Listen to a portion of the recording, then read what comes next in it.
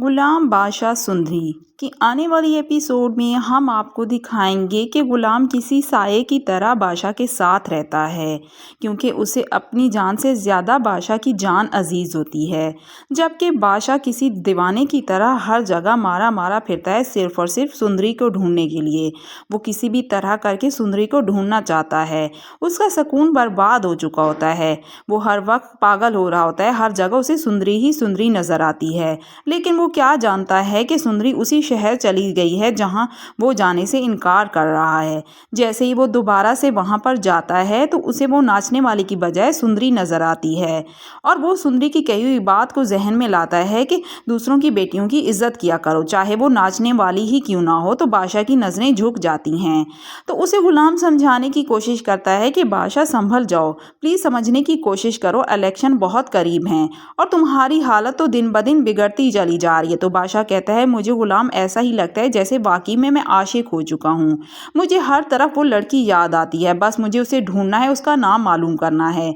अगर उसे नाम मालूम होता तब शायद वो सुंदरी को ढूंढ पाता, लेकिन अभी तो उसे उस लड़की का नाम भी मालूम नहीं होता, इसलिए वो किसी से पूछ भी नहीं सकता उसके बारे में। और ना ही उसके पास कोई तस्वीर होती है तो सिर्फ उसकी आंखों में, कि जब वो सुंदरी का दीवाना हुआ था। सुंदरी अपने बाबा के साथ नए शहर चली तो जाती है, लेकिन वो अभी तक अंदर से खोई हुई होती है। उसे बार बार वो वाकया याद आता है। जब के बादशाह कहता है, मैं इस शहर से तभी जाऊंगा जब तक मैं उस सुंदरी को ढूंढ नहीं पाता, लेकिन वो ये नहीं जानता कि जहां उसे जाना है सुंदरी तो वहां पहले ही पहुंच चुकी है।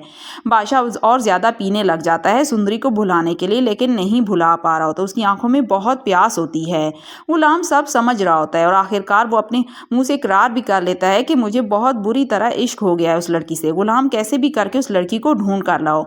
जबकि गुलाम अपनी माँ के साथ हुई ज्यादती को बर्दाश्त नहीं कर पा रहा होता, जो सुबह शाम जलील होती है उस घर में। वो अपनी माँ को समझाता है कि अम्मा समझने की कोशिश करें, इस मकान के बाहर भी एक दुनिया है और जहाँ पर लोग गुलामी में नहीं बल्कि आज़ादी से रहते हैं। खुदा के लिए समझने की कोशिश करें और चले यहाँ से, हम आज़ाद जिंदगी गुजारना चाहते हैं, आप एक बार मेरे साथ तो चलें। तो उसकी माँ कहती है, बेटा मैं यहाँ से नहीं जा सकती, मेरी मजबूरी है। तो गुलाम कहता है, ऐसी क्या मजबूरी, आप मुझे बता क्यों नहीं देती।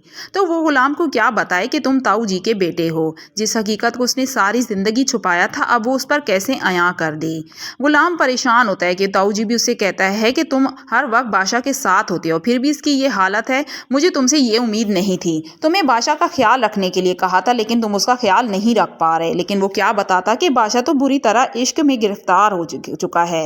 वो गुलाम के काबू में भी नहीं आता, लेकिन जैसे ही बादशाह की माँ को मालूम होता है वो गुलाम पर बरसने लग जाती है और कहती है कि किसी भी तरह से उस लड़की के चुंगल से निकालो बादशाह को, और इस काम के लिए तुमसे ज्यादा बेहतर कोई नहीं होगा, तुम ही ये काम कर सकते हो और कोई नहीं कर सकता। तो गुलाम कहता है, आप जानती हैं जो बात एक दफा बादशाह साई के दिमाग में आ जाए वो निकलती नहीं है, चाहे कोई कुछ भी कर ले। तो वो कहती है, मैं कुछ नहीं जानती, ये सब कुछ तुम्हें करना होगा, क्योंकि बादशाह की माँ पूरी कोशिश कर रही होती है कि उसकी भतीजी ही उसकी बहू बनकर आए। जबकि बादशाह ये मानने के लिए तैयार नहीं होता, वो तो सुंदरी के इश्क में पागल हो चुका होता है। हर तरफ उसे सुंदरी ही सुंदरी नजर आती है। उसकी माँ लाख कोशिश करती है, लेकिन बादशाह को सुंदरी से बाज नहीं रख सकती।